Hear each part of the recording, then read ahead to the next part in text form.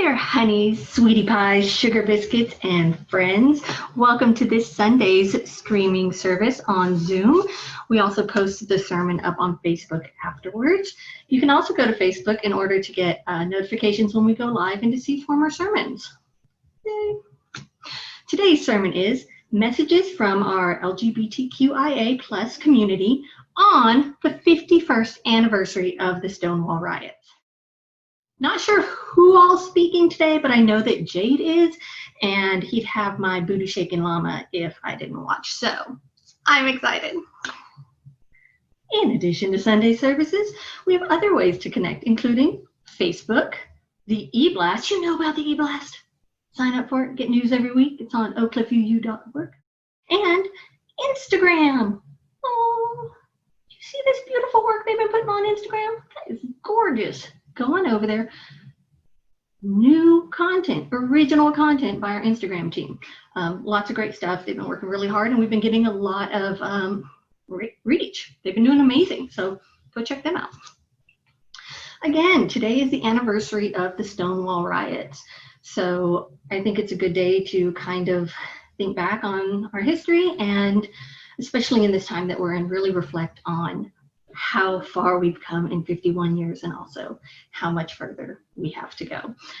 Earlier this week on Friday was actually two anniversaries, my favorite gay day of the year, which was the 7th anniversary of the overturning of DOMA and the 5th anniversary of Obergefell. I have trouble pronouncing that, but ruling that gay marriage is legal in the United States. So it's been an exciting historical week. Pledge Fest 2020. Ooh. If you haven't filled out your pledge sheet, please go ahead and do that. At this point, you really should have done it. I know. I procrastinate too. Also, if you'd like to help out with help the church out in other ways, there are ways to donate. oakcliffuu.org/donate. You can put any kind of monetary contribution in there, like doing the collection plate, right? Amazon Smile, if you're on Amazon. I Give, if you're on anything else.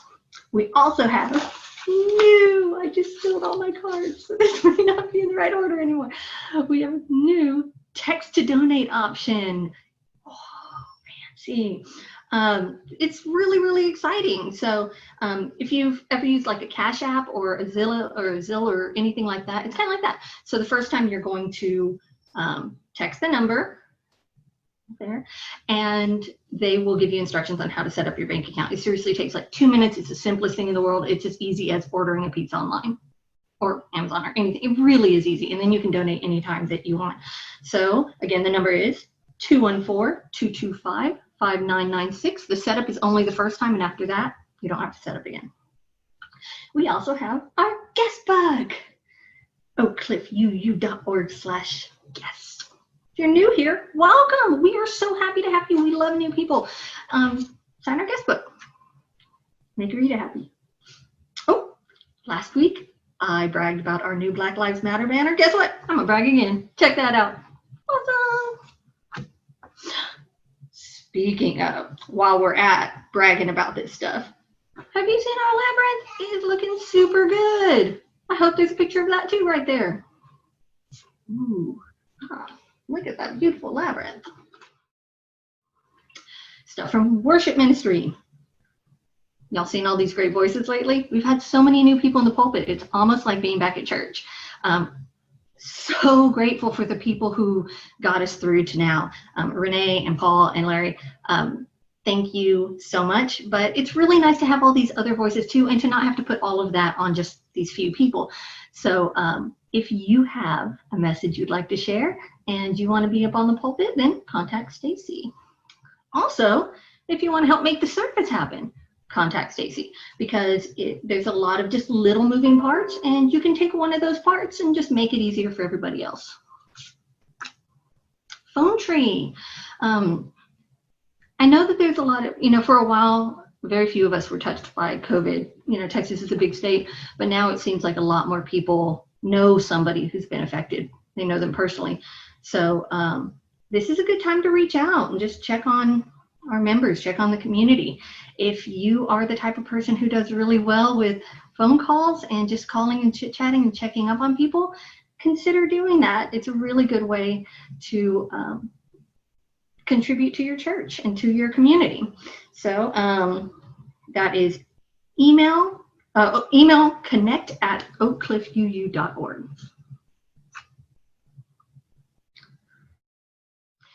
All right, so let's get real here. I know the struggle. You want to be comfy, you want to be cute, you don't really want to get dressed, you want to look great. You want to, I don't know, wear something that it's colorful and reminds you of Kenneth and Kathy Gray. It's oddly specific and kind of strange of you, but if that's what you want, you are so in luck, because we have UUCOC t-shirts still available. I know, after all this time, right? I've got like 5 of them. We have XXX, XXX, and some kid sizes. Don't have kids? Put them on your dog. Make a quilt. I don't know, whatever you do. Emily Brock, you got goats. Put them on your goats. oakcliffuu.org/store. See, these are really intuitive addresses. I'm afraid that's it. There are no member anniversaries this week. Oh, and sorry, Stacy. No booty shaking llama either. Jade's holding it hostage until I watch this sermon. Maybe next week. Thanks, everybody. Happy Sunday. Welcome to the Unitarian Universalist Church of Oak Cliff. We honor today our LGBTQ community on this 51st anniversary of the Stonewall riots, a period of days in 1969 when a group of young people led by 2 transgender women of color, Sylvia Rivera and Marsha P. Johnson, rose to demand their rights as human beings. We still continue that work today, even though sometimes it feels like we're doing the cha-cha with 2 steps back and 1 step forward. UUCOC is a place of love and growth where we sometimes gather and share trauma and sometimes share joy and find hope and understanding in each other. Thank you. May the light we now kindle inspire us to use our powers to heal and not to harm, to help and not to hinder, to bless and not to curse, to serve you, Spirit of love. Que esta luz que ahora encendemos nos inspire a usar nuestros dones y poderes para sanar y no para herir, para ayudar y no para impedir, para bendecir y no para maldecir, para servirte a ti, espíritu de amor, compasión y perdón. Today marks the 51st anniversary of the Stonewall riots, 6 days of direct action that birthed the LGBTQIA+ movement for civil rights. All around the world, we celebrate Pride in June to honor this history. Here is a reflection on that first night by Otto O'Connor. On a holy night in 1969. On a holy night in 1969, in an inn, also known as a bar, called the Stonewall Inn, a basement which had no running water or safe fire exits. Queer people of many colors and kind danced together, for it was the only place they were allowed to dance, at least permitted to by the mafia who ran the inn. In those days, it was common for the police to frequent this inn, but not to join in the dance or the underground celebration, but to send the dancers home and make arrests. And when they would arrive, the lights would go on and people would be lined up. And then all those in drag, all those who were trans, and all those without proper identification were taken into custody and arrested. But on this holy night, that early morning, June 28th, the people said, "Not tonight." As they called them to line up, the trans women refused to go. And as the police began to beat and arrest them, and as the people spilled out from the bar onto the street, Christopher Street, A crowd grew to watch. And then trans women, lesbian, and gay men were getting arrested. And a yell came from the crowd, "Gay power!" And a trans woman was shoved. She shoved back. And the crowd began throwing bottles at the wagon. And suddenly it erupted. For once, the people didn't line up. For once, the people had said no more. We've had enough.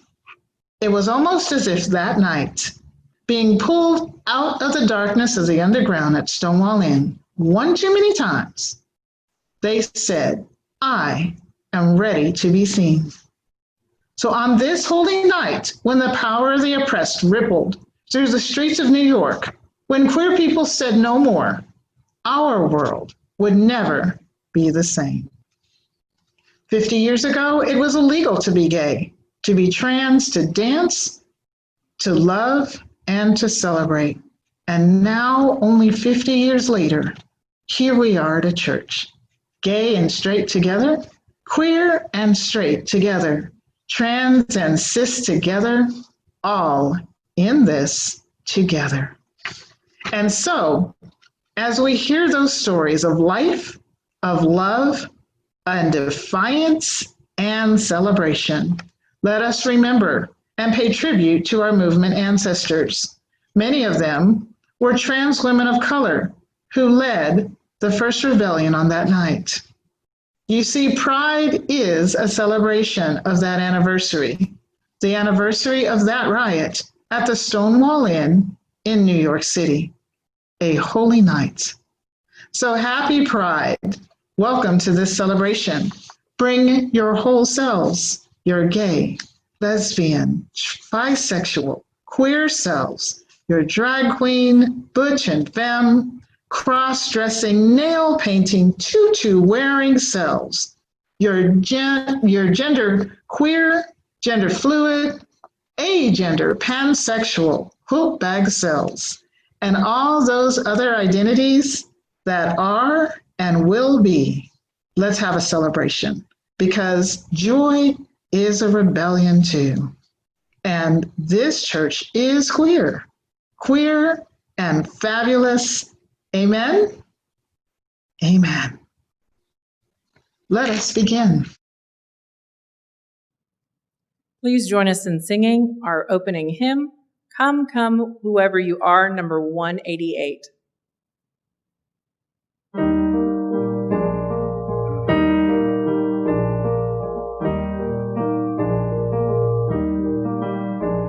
You've broken your vow 1,000 times. You've broken your vow 1,000 times. You've broken your vow 1,000 times. You've broken your vow 1,000 times. You've broken your vow 1,000 times. You've broken your vow 1,000 times. You've broken your vow 1,000 times. You've broken your vow 1,000 times.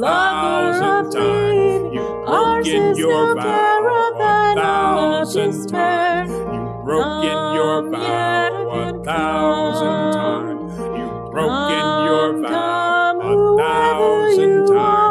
Broken your vow 1,000 times.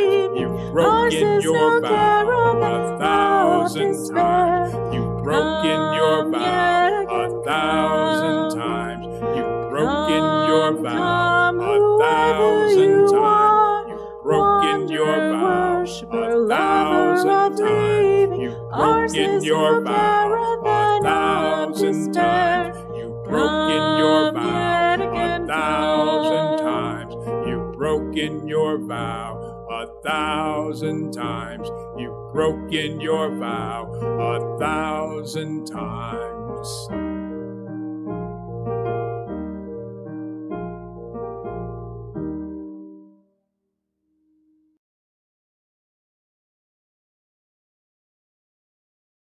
Because we love one another, we honor each individual spiritual journey. We celebrate life's abundance and service to each other, our community, and the world. We connect with each other in love, respect, and acceptance. Thus do we covenant together. And now in Spanish.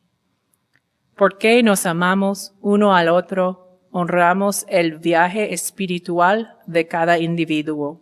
Celebramos la abundancia de la vida en el servicio a entre sí, nuestra comunidad y el mundo.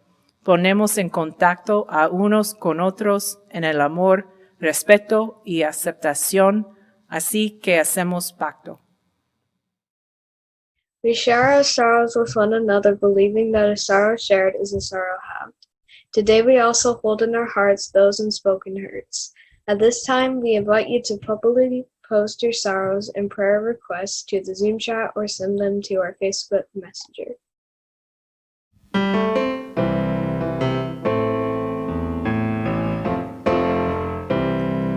When I breathe in, I'll breathe in peace. When I breathe out, I'll breathe out love. When I breathe in, I'll breathe in peace. When I breathe out,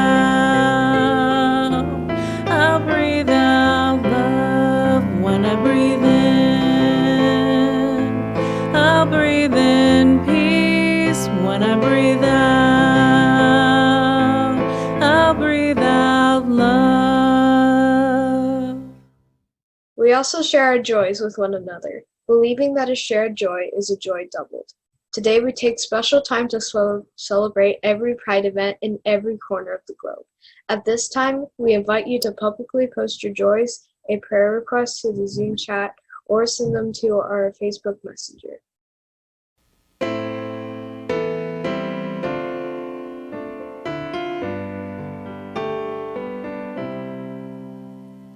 Spirit of life, come unto me. Sing in my heart all the stirrings of compassion. Blow in the wind, rise in the sea, move in the hand, giving life the shape of justice. Roots hold me close, wings set me free.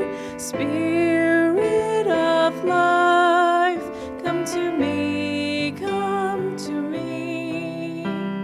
Spirit of life, come unto me. Sing in my heart all the stirrings of compassion. Blow in the wind, rise in the sea, move in the hand, giving life the shape of justice. Roots hold me close, wings set me free.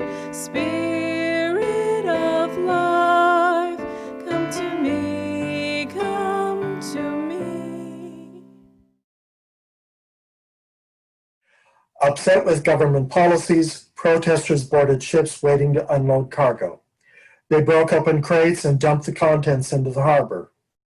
This action emboldened citizens but hardened the position of the British government. Within a couple years, the colonies were in full revolt, with the Boston Tea Party as a key turning point. Almost 200 years later, there was a turning point in New York City. Bar owners, many of them with mafia ties, had long been harassed by the police, with raids if they had not paid off the right people. Pretenses were usually dubious, like no soap in the restroom, after undercover cops had already stolen it. Management was resourceful. They retaliated by often nailing a bar of soap to the restroom ceiling. To avoid losing inventory, they kept their extra bottles of liquor hidden in closets or in the trunk of a car out on the street to avoid damage and loss and to facilitate reopening. Patrons, many of them young, Hustlers and others on the fringes of society bought overpriced and watered-down drinks and were arrested for dancing together or wearing clothing that was not gender appropriate. Female patrons had to wear 3 items of women's clothing. Their names were usually published in newspapers, which for many people meant being fired. June 27th, 1969. The night after Judy Garland's funeral, but that significance is debatable, the bar raid did not go as planned. As customers were being loaded onto the paddy wagon, some resisted, and one of them, a butch lesbian, yelled at the crowd, "Why don't you do something?" Bystanders first threw coins and then rocks while the police barricaded themselves in the bar. Burning items were then thrown in the windows, and a parking meter was upended for use as a battering ram. Special forces were called and found themselves trapped alongside the other officers, who were not pleased. The police were shocked. Not only was somebody fighting back against New York's finest, their identity was also a surprise. It was a motley group of queers, drag queens, limp-wristed Nelly faggots were picking up bricks and throwing them. And it was a racially mixed group. For the next few nights, there was unrest. Trash cans were set on fire to distract from other activity, and riot police, confronted by the chorus line, kicking down the street and singing, among other songs, one from Howdy Doody.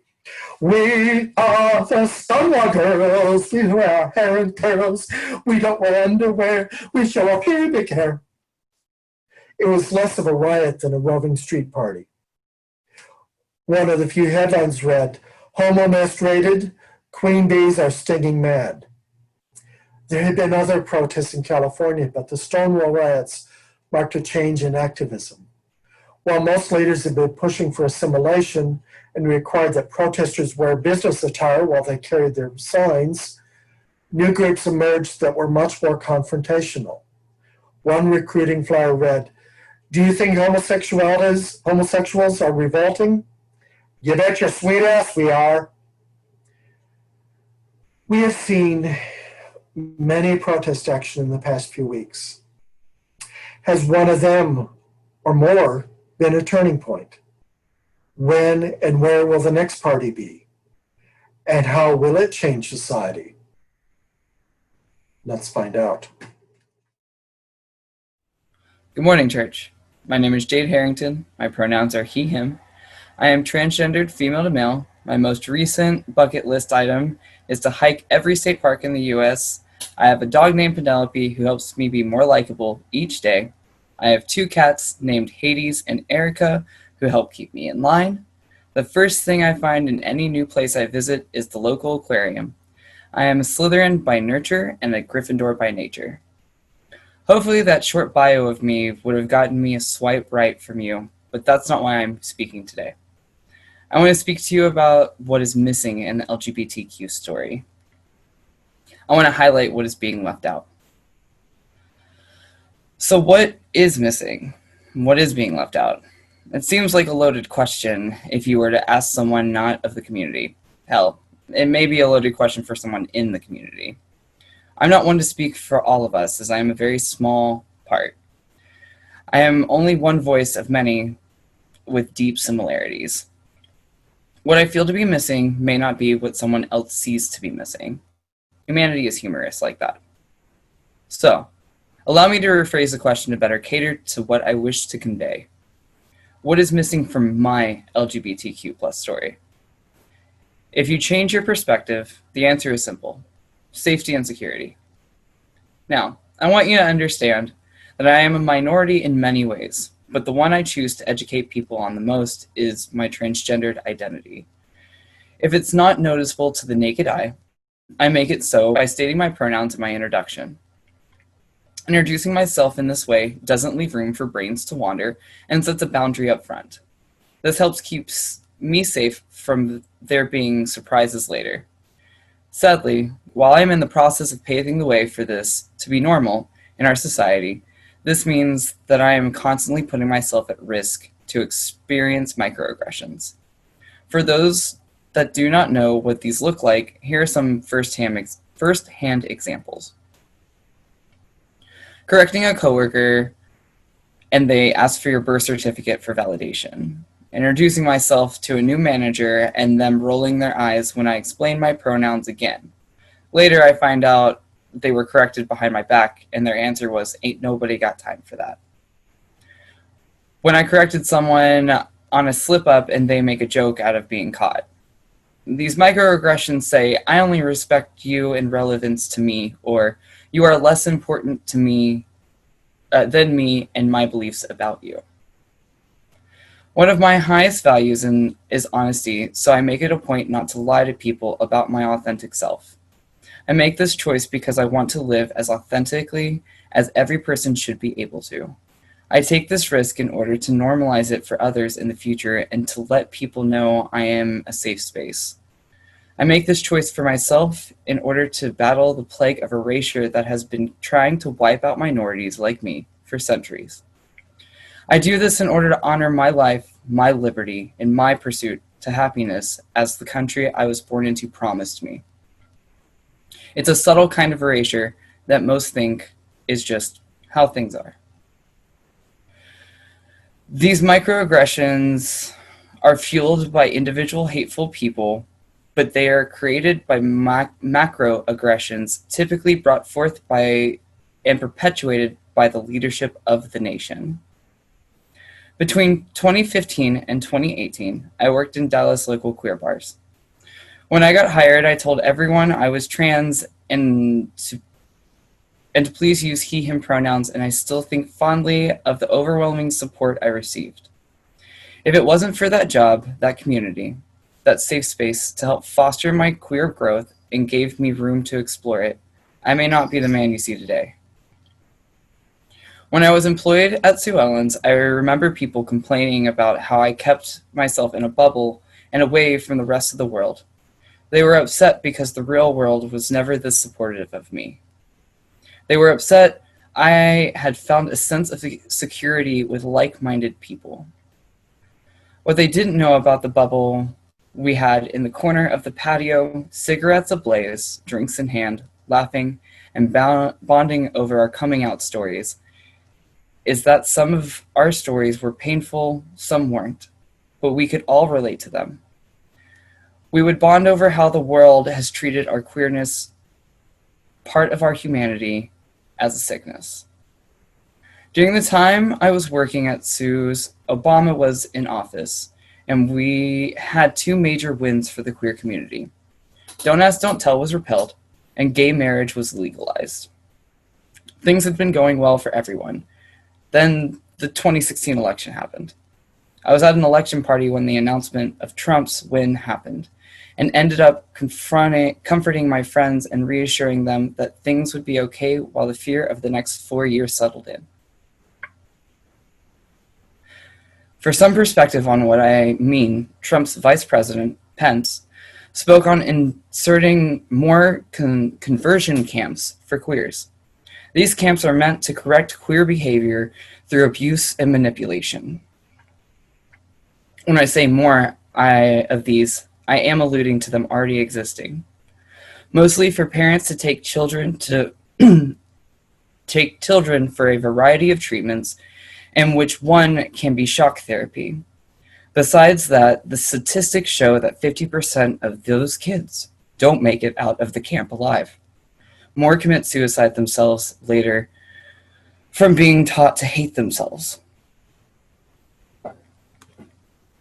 On June 12, 2020, the fear started to become a reality.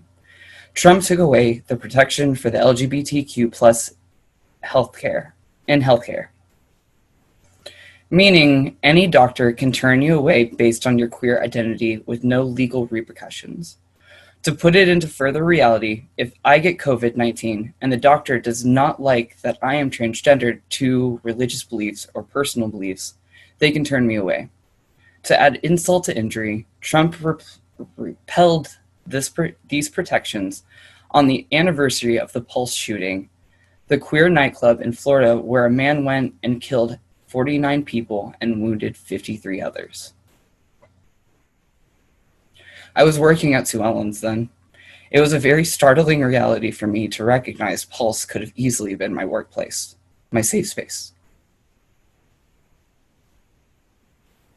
This announcement of the healthcare soured my vacation experience when I was on the beach with my friend, my dog, and a long row of cars, proudly flying Confederate, Trump 2020, and MAGA flags on either side of us.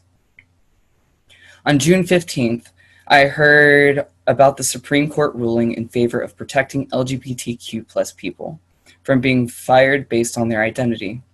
I have been informed by a trusted friend the wording leaves room for lots of good change in the future. It's a large win, but it did not overshadow the loss of healthcare protection just days before. As a realist, I also wonder how many LGBTQ+ people will not be hired due to this law. With emotional whiplash still fresh due to the recent law adjustments, a decisive thought screamed its way to the surface of my mind, saying, I will no longer allow my existence to be shrank by people who are dedicated to hating me. My humanity will no longer be up for discussion or debate. The Stonewall riots happened 52 years ago. It's my personal belief that 52 years is plenty of time for my human rights not to be tossed around like a casualty of war once the votes come in. 52 years is plenty of time to have given queer people the safety they deserve, to give minorities the safety they deserve. I've been told that history repeats itself, and if you look at the history of humanity, I think it would fit under the definition of crazy. Repeating the same thing over and over, expecting different results. Humans have been denying other humans their rights since we could comprehend power structures. I'm frustrated as to how much of the same history we need to repeat before we learn from these mistakes and choose better for each other and ourselves. Normally, I'm pretty good at endings and conclusions, but I'm honestly stumped with this one. I don't want to tell you what to do to make this better, because what I've been telling people still isn't working based on our recorded past. I'm not sure how to sum everything up properly that hits on all the things I really should go into with such a dense topic. Something did come to mind though, so I'll leave you with this, church. In the words for V for Vendetta, people shouldn't be afraid of their government. Government should be afraid of their people. And fun fact, did you know that the minorities of this country, by number standards, actually outnumber the technical majority?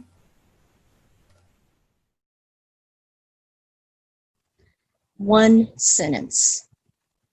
One soul-crushing sentence plagued my childhood. And it was because my mother just didn't get me. She got my sister.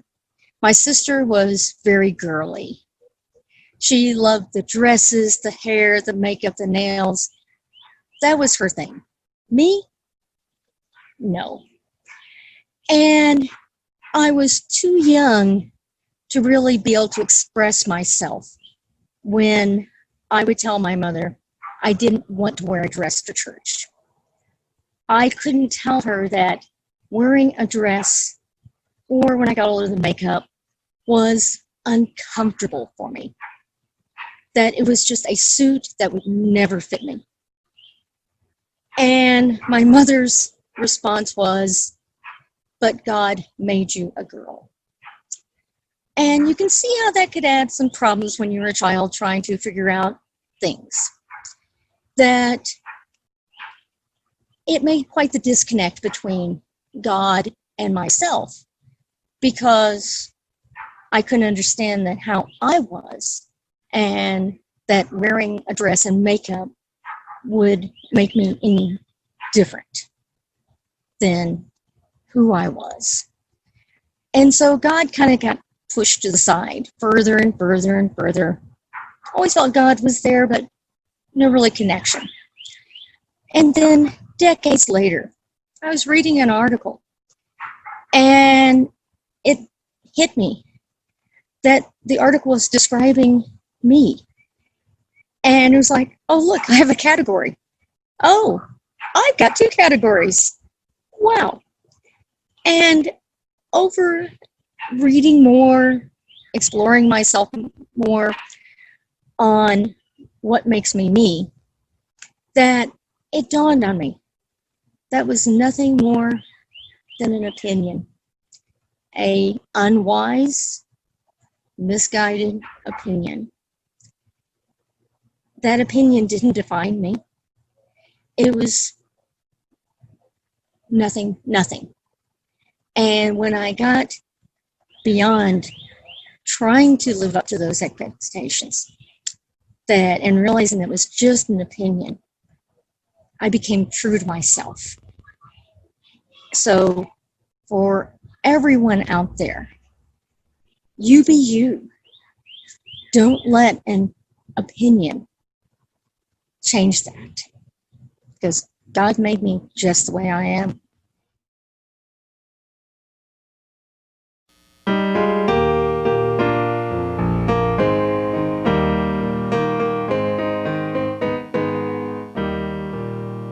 When our heart is in a holy place, when our heart is in a holy place, we are blessed with love and amazing grace.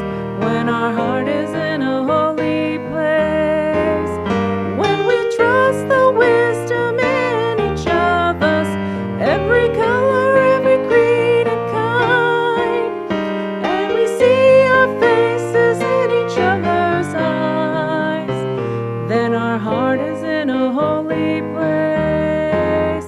When our heart is in a holy place, when our heart is in a holy place, we are blessed with love and amazing grace.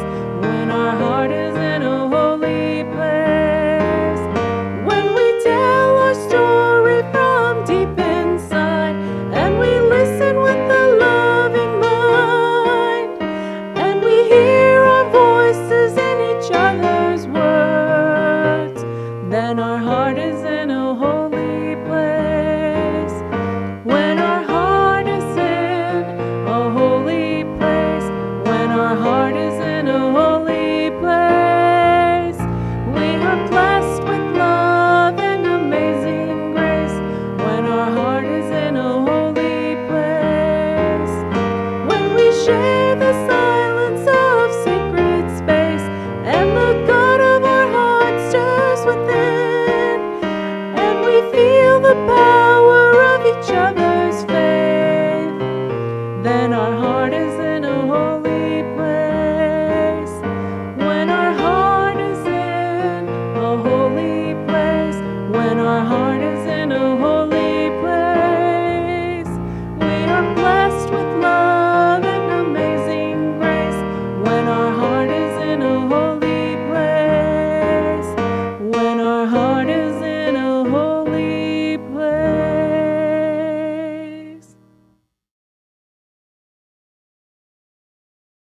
Today, as you make your pledge or offering to support this community, let the words of Heather Christensen inspire you to generosity, individually and together.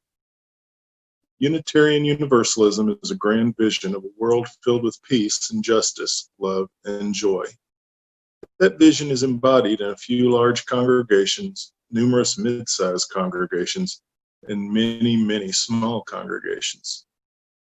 No matter its size, every congregation depends on each of its members. Each one of you, by your commitment of time, energy, and resources, helps make that grand vision real. Individually and together, we are Unitarian Universalists, building a world filled with peace and justice, love and joy.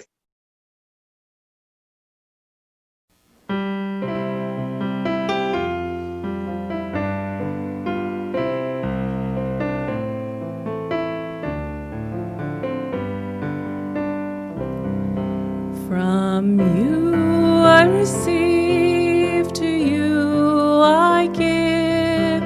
Together we share, and from this we live. They thee, yo recibo a ti, te doy, así compartimos y vivimos hoy. From you I receive, to you I give, together we share, and from this we live. De ti yo recibo, a ti te doy, así compartimos y vivimos hoy.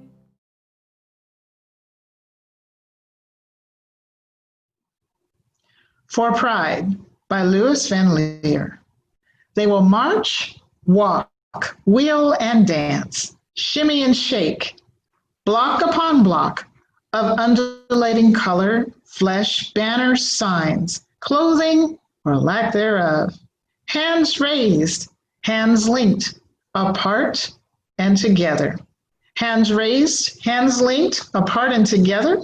Singing, shouting, chanting, silent, joyful, tearful, nervous, afraid, proud, defiant, angry, happy, delirious, tentative, ecstatic, courageous, brave, free. The stereotype, the unrecognizable, the flamboyant, the ordinary, the parent, the child. The runaway, the lost, the lonely, the found. Gay, lesbian, bisexual, trans, queer, intersex, questioning, allies. Those who taunt and jeer, their banners of hate 10 feet tall. God made Adam and Eve, not Adam and Steve. Burn in hell. The other slogans, straight but not narrow. I love my gay child, and standing on the side of love. One day a year, 1 out of 365, Mardi Gras, out of season, festive, bacchanalian, tame, booths, food and shopping. Underneath, there is a history, resistance. It was the marginalized of the marginalized. Drag queens, transvestites, the butch and the femme, who, unlike Rosa Parks, did not sit down. They stood up. They rose up, fought back, holding the police captive in the bars that they had come to raid. Their weapons, their oppression, their hands, beer bottles, Stonewall. 6 days of riots in New York in 1969 of June. Well, a year later, a march in Philadelphia, Chicago, New York, LA, San Fran, and now any weekend in June, anywhere in the world, Pride.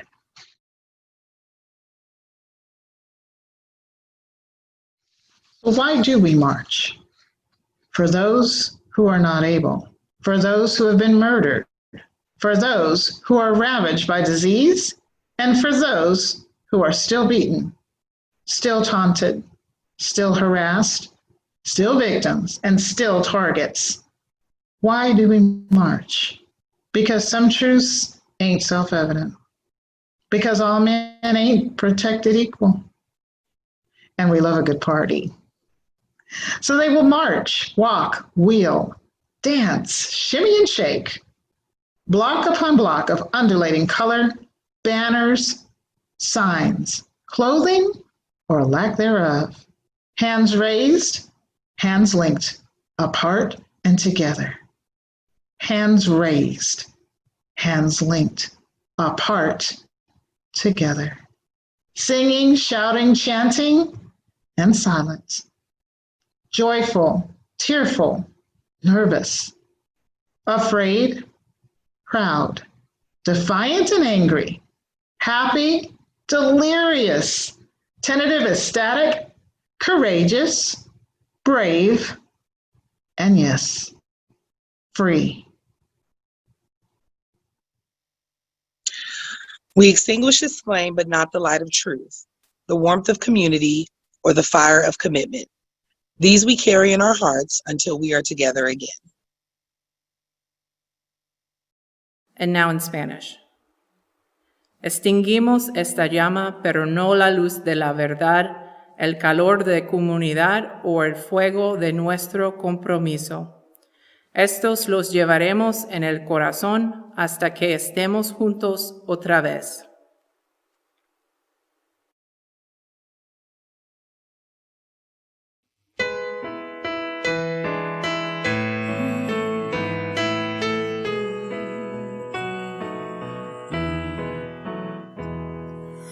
One more step, we will take one more step till there is peace for us, and everyone will take one more step. One more word, we will say one more word till every word is heard by everyone. We'll take one more word. One more prayer, we will say one more prayer till every prayer is shared by everyone. We'll say one more prayer.